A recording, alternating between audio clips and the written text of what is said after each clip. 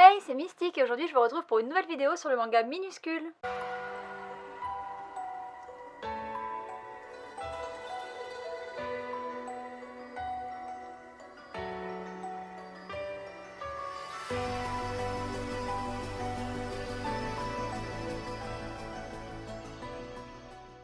Je vous ai déjà parlé de ce manga dans des tags en vous disant que c'était les plus belles couvertures que j'avais dans ma mangatech. Alors il y a vraiment beaucoup de belles couvertures, mais je trouve que les couvertures de Minuscule sont particulièrement belles.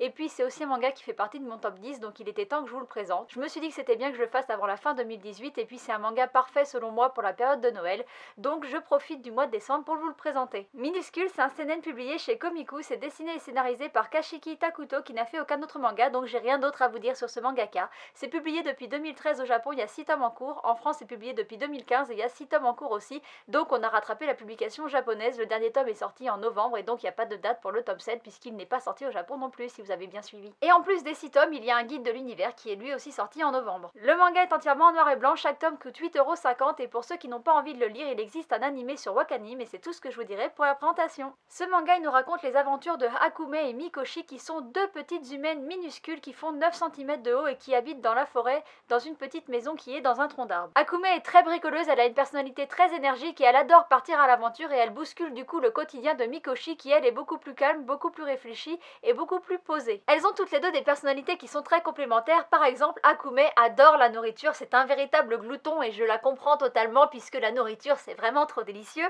Et bien Mikoshi, elle adore cuisiner pour les autres et donc elle prépare des véritables festins à Akume qui se régale du coup, et elles sont complémentaires sur ça et sur plein d'autres points et ça leur permet en fait de s'inciter à devenir des meilleures personnes et un petit peu à se transcender.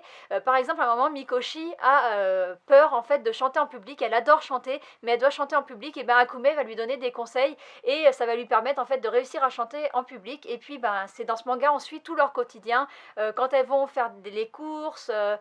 Des célébrations, on rencontre leurs amis, un petit peu tous les gens qu'elles fréquentent et on les suit un petit peu dans ce quotidien où elles vont mutuellement s'influencer de manière très positive.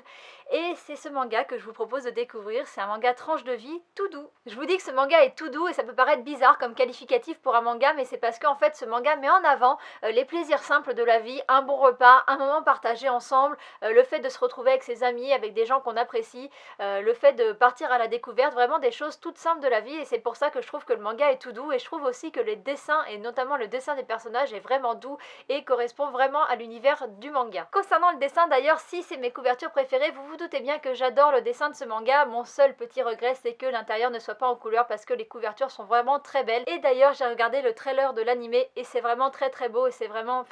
c'est sublime en fait en couleur et c'est un petit peu le bémol qu'on pourrait donner. S'il faut donner un point négatif sur ce manga, c'est le fait que l'intérieur ne soit pas en couleur, mais le dessin vraiment à l'intérieur est très beau et les personnages sont vraiment très mignons, mais je trouve aussi qu'il y a un côté très réaliste dans la manière de dessiner les animaux qui sont vraiment super bien dessinés, et puis il y a des pages de décor qui sont elles aussi sublimes et vraiment très détaillées. Ce manga vaut le coup d'œil lui aussi pour le dessin, je l'avais déjà dit dans Somalie et l'esprit de la forêt, mais ce manga aussi il vaut le coup d'œil pour le dessin. Les dessins sont beaux, l'histoire est mignonne, mais en plus d'être mignonne, l'histoire transmet des valeurs qui sont vraiment très importantes. Il y a toujours un côté de positivité qui est transmis. Alors par exemple, à un moment, elles vont avoir leur maison qui va exploser, et il n'y en a aucune des deux qui va se laisser abattre, et elles vont du coup décider de dormir à la belle étoile et de prendre ça comme une aventure, et je trouve ça génial, ce côté un peu positif. Et puis il y a un côté aussi de tolérance, puisque en fait elles vivent en harmonie avec d'autres animaux, d'autres espèces, et il y a rarement en fait, même voire jamais de problème avec le fait que les gens soient des animaux ou des mini-humains.